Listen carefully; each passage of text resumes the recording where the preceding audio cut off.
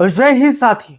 उत्तर प्रदेश में समाजवादी पार्टी की सरकार बनाने के लिए हर वो मजबूत कार्यकर्ता मजबूती के साथ जमीन पर उतर चुका है।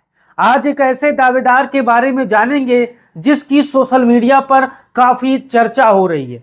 वो सुल्तानपुर के लंबुआ विधानसभा सीट से टिकट पाने के लिए दावेदारी कर रहे हैं। आप हमारे पीछे तस्वीर देख सकते हो और आज मैं आपको बताने वाला हूं कि लंबुआ विधानसभा सीट से समाजवादी पार्टी कितने हजार वोटों से चुनाव हारी है और कौन था प्रत्याशी और कौन कौन है दावेदार साथी।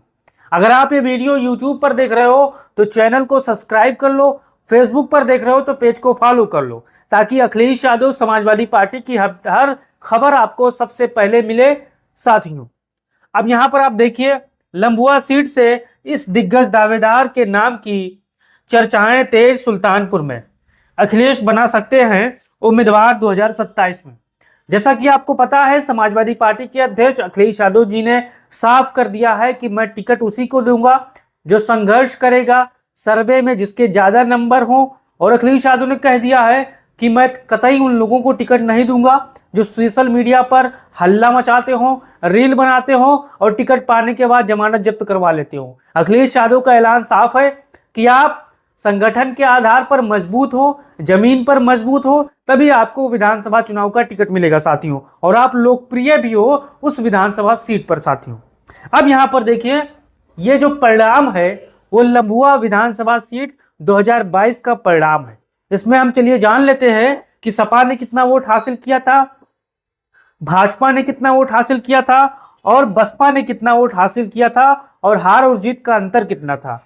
तो यहां पर आप उम्मीदवार का नाम पढ़ सकते हो। सीताराम वर्मा जो भारतीय जनता पार्टी से चुनाव लड़े थे वो 82,999 वोट पाते हैं। और वहीं पर यहां पर संतोष पांडे जी समाजवादी पार्टी से चुनाव लड़ते हैं, वो 73,466 वोट पाते हैं। अवनीश कुमार सिंह जो बहुजन समाज पार्टी से चुनाव लड़ते हैं वो 42,119 वोट पाते हैं। अब यहां पर भारतीय जनता पार्टी 95,133 वोटों से यहां पर चुनाव जीत जाती है साथियों, लंबुआ विधानसभा सीट साथियों। अब यहां पर ये आंकड़े कम भी हो सकते हैं, आप सभी को पता है कि ये चुनाव आयोग का डाटा है। और यहां पर 95,133 वोटों से समाजवादी पार्टी के प्रत्याशी संतोष पांडे चुनाव हार जाते हैं। तीसरे नंबर पर बहुजन समाज पार्टी थी जिन्होंने अपना जमानत जब्त करा लिया था। अब चलते जानते हैं इस सीट का जातीय समीकरण क्या है और यहाँ पर दलितों, पिछड़ों, मुसलमानों की आबादी कितनी है, इसको बेहद जानना जरूरी है, तभी आगे आप बढ़ पाओगे। अब यहाँ पर देखिए यह आंकड़ा पुराना है लेकिन आपको मैंने समझाने के तौर पर लगाया है। कुल मतदाता 3,61,148 है। अब मतदाताओं में लगभग ये 4 लाख के आसपास पहुंच गए होंगे जब 27 में चुनाव होगा तब।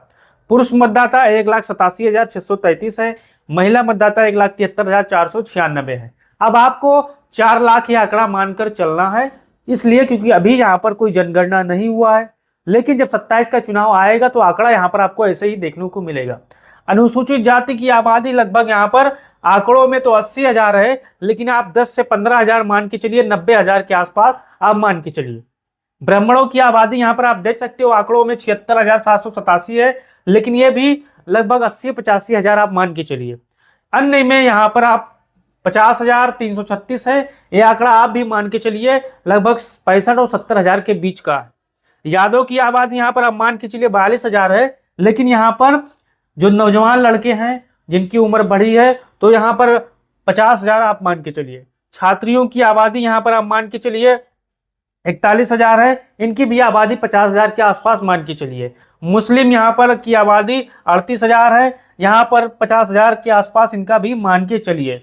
कुर्मी यहाँ पर 31,000 है, तो यहाँ पर लगभग मान के चलिए 45,000 के आसपास मान के चलिए। अब ये जो आंकड़े पुराने हैं, मैं आंकड़ों में आज ज़्यादा इजाफा इसलिए किया हूँ क्योंकि जब आप जातीय समीकरण के आधार पर देखोगे तो आपको पता चल जाएगा कि कौन सी पार्टी किसको टिकट देने वाली है।